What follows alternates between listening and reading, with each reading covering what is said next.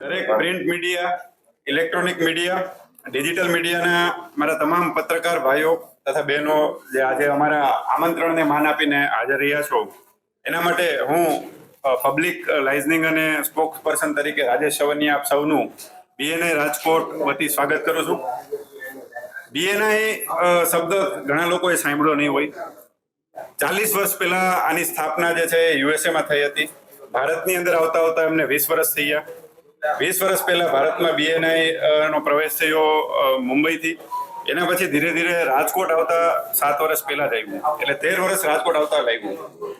પરંતુ આપણે સૌ જે અલગ પ્રકારે બિઝનેસ કરી રહ્યા હતા. રાજકોટ છે વિશ્વના નકશા ઉપર બિઝનેસ માટે જાણીતો હતો, પણ 7 વર્ષ પહેલા જે બિઝનેસ કરવાની આપણી રીત હતી એનાથી કંઈક અલગ રીત આપનારા વ્યક્તિ એટલે કે આપણી વચ્ચે બીએનઆઈના રાજકોટના સ્થાપક એક્ઝિક્યુટિવ ડિરેક્ટર એવા કશ્યપભાઈ છોટાઈ આપણી સાથે છે, જે બીએનઆઈને રાજકોટમાં લાવ્યા અને પછી રાજકોટના લોકો સવારે 7:30 વાગે બિઝનેસ માટે મળતા થયા, 7:30 વાગ્યામાં બિઝનેસ કરતા થયા અને આ જર્ની ચાલુ થઈ.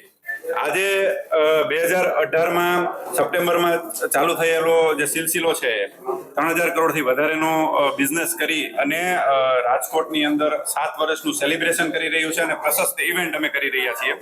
આજે આપણી આ પ્રેસ કોન્ફરન્સ છે, સાથે સાથે બાજુનો જે હોલ છે ગ્રાન્ડ બોલ રૂમ, ત્યાં અમારી 1-to-1 કોન્ક્લેવ પણ ચાલી રહી છે. આપ સૌ એમના જે છે ફૂટેજ લઈ શકો છો આ પ્રેસ કોન્ફરન્સ પછી. ત્યાં ઘણા બધા અમારા બીએનઆઈના મેમ્બરો જે છે એ કેવી રીતે બિઝનેસ કરે છે તમને જોવા મળશે.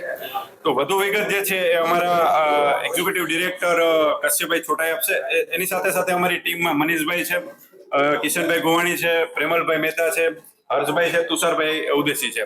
આ બધી ટીમ છે. સાથે સાથે 21 લોકોની રિજિયનલની ટીમ છે. અહીંયા 6-7 લોકો તમારી સામે બેઠા છે અને ખાસ કરીને 21 લોકોની રિજિયનલ લેવલની રાજકોટ શહેરની ટીમ છે જે આ ચલાવી રહી છે. તો હેન્ડ ઓવર ટુ કશ્યપભાઈ છોટાઈ. ક્યારેય જોડાવાનું નથી, પણ હા, અમારા જે બિઝનેસ ઓનર જે મેમ્બર્સ હોય છે, જે પોતે વ્યક્તિગત પોતાનો બિઝનેસ ચલાવે છે, ઘણા જોડાય છે, ઘણા એમઓયુ સક્સેસફુલ થાય છે, ઘણા પેપર પર હોય છે, પણ ઇટ ઇઝ અ પ્રોસેસ ગવર્મેન્ટની છે, એટલે ગવર્મેન્ટ લેવલે ગવર્મેન્ટ એનું કામ કરતી જ હોય છે. રાજકોટમાં બીએનઆઈ જેવા ઘણા ખરા એવા ઓર્ગેનાઇઝેશન શરૂ થવા ત્યાં બંધ થઈ ગયા. બીએનઆઈમાં એવું તો શું છે કે જે બિઝનેસ ઓનર્સને કહેવાય કે પિચ કરે? 3 બહુ ઇમ્પોર્ટન્ટ પોઈન્ટ છે જેમાં બીએનઆઈ જેવું ઓર્ગેનાઇઝેશન બહુ સક્સેસફુલ થઈ ચૂક્યું છે 40 વર્ષથી. પહેલું તો છે કે બધા એકબીજાને મદદ કરવાના હેતુથી જોડાય છે. વ્યક્તિગત ઓફકોર્સ પોતાના બિઝનેસ માટે છે, પણ બધાને હેલ્પફુલ થાય છે. સેકન્ડ જે નેટવર્ક છે વર્લ્ડ વાઇડ 76 કન્ટ્રીઝનું નેટવર્ક છે. ઇન્ડિયાની અંદર જોઈએ તો 131 સિટીઝમાં નેટવર્ક છે. એ બહુ સ્ટ્રોંગ છે. છેલ્લા 40 વર્ષની મહેનત છે. ઇન્ડિયાની અંદર જોઈએ તો 20 વર્ષની મહેનત છે. એના દ્વારા નેટવર્ક બનેલું છે. અને ત્રીજો ઇમ્પોર્ટન્ટ પોઈન્ટ છે કે ટ્રેનિંગ્સ છે.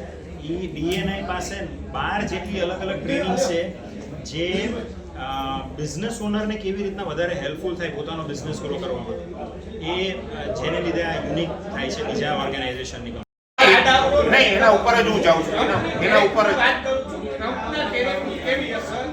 કોઈ પણ ઉદ્યોગ તમે જે આટલા સેક્ટરો બતાવ્યા એ આપણે આત્મનિર્ભર બનાવશે. જે ટેરિફ આવ્યો છે ને, એક્સપોર્ટ બંધ નહીં થાય, એક્સપોર્ટ બંધ નહીં થાય, એક્સપોર્ટ થશે. એના રસ્તા આપણા લોકો શોધશે કે કયા રૂટથી કઈ રીતે એને ચેલેન્જ આપણે સોલ્વ કરવું. આપણી ઇન્ડિયાની જે પબ્લિક છે એ એટલી શાર્પ છે કે વળતી કે કોઈ પણ ચેલેન્જ આવશે આપણી સામે, એ ચેલેન્જને આપણે ઓવરકમ કરી અને નવા રસ્તા ગોતશું. આપણે આત્મનિર્ભર થશું. મને આજે ટેરિફ નડે, હું 3 મહિના એના માટે જજ્યુમેશન એનો રસ્તો ગોતીશ અને ચોથે મહિને મારી પાસે એનું સોલ્યુશન હશે. એટલે કોઈ પણ ચેલેન્જ આવશે એના માટે આપણે ઇન્ડિયાની પબ્લિક રેડી છે. કોઈ પણ ટેરિફ આવશે આ ઈ ઝૂકશે તો આપણે ઉપર આવશું. એટલે એનાથી ચિંતા કરવાની જરૂર નથી.